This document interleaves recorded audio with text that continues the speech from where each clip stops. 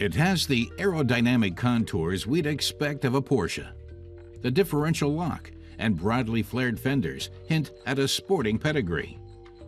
It features lightweight construction and a low center of gravity. But this Porsche is no sports car. It's a tractor. Car tester Christoph Bauer made sure to get detailed instructions on how to start a Porsche Junior. First, you engage the hand throttle, then push a switch forward down by the engine to open the flow of fuel. You climb aboard, push the key in. If it's cold, you have to preheat the engine, but that's not the case now. Then you pull the ignition switch, and off it goes.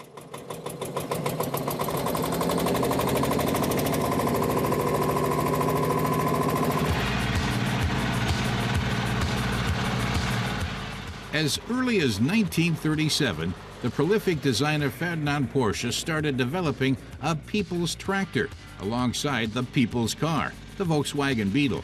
By 1956, the Porsche company was offering a range of 4 tractor models with varying power output and numbers of cylinders. The starting model was the single-cylinder Junior. Christoph is thrilled with his Porsche's top speed of 19.9 kilometers an hour, as long as no sheep are in the way. Also available are 2- and 3-cylinder models, and even the 4-cylinder Porsche Diesel Master with an amazing top speed of 27 kilometers an hour. Porsche-Diesel Motorenbau in Friedrichshafen rolled out some 120,000 tractors from 1956 to 1963. The day's Formula One elite were seated prominently on the Porsche Junior for advertising effect. By 1957, the year after the Junior debuted, Porsche Diesel had achieved the zenith of its success, with the second highest number of new tractors registered in Germany. Christoph says at the time, Porsche stressed ease of operation. After all, farmers' wives and children ought to be able to handle it, and in fact they could. Back then, the oil hydraulic clutch was absolutely high-tech and made shifting easy, at least shifting up. Shifting down was harder because the driver had to engage the clutch, then the throttle, and then re-engage the clutch. Muss man doppelt kuppeln, habe ich mir sagen lassen, und dann Gas geben und dann wieder rein.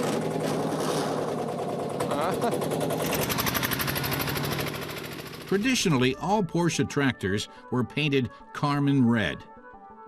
An elegant design, right down to the details, set new optical standards.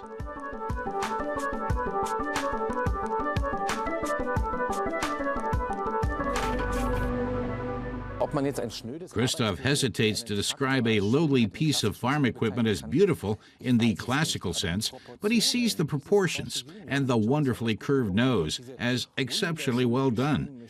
It quickly acquired its own fans, who lovingly nicknamed the Porsche Junior Red Nose. The Junior itself was available in 3 variations: long, short, and narrow. Narrow was for wine growers. The short Porsche Junior was specially conceived for farms with steep slopes and lots of green fields. In other words, the perfect lawnmower. A Porsche Junior is made up of some 2,000 well-thought-out and expertly designed and machined parts.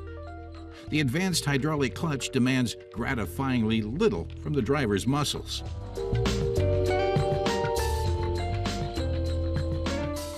The engineers placed the drive for the mower right between the axles. Additional implements can be hitched onto the tow ball on the rear. Christoph lifts the gracefully curved nose to inspect the single-cylinder 14-horsepower diesel engine with 822 cc's. He describes it as a genuine pioneer in lightweight construction, since the engine and transmission casing are cast entirely out of a special aluminum silicone alloy, silumin. It also has no fan belts, which make it more robust and helps cut down on maintenance. The modular concept that Porsche engineer Karl Rabe developed allowed a choice of 1, 2, 3, or 4-cylinder engines. Bauer sees it as ingenious and typically Porsche.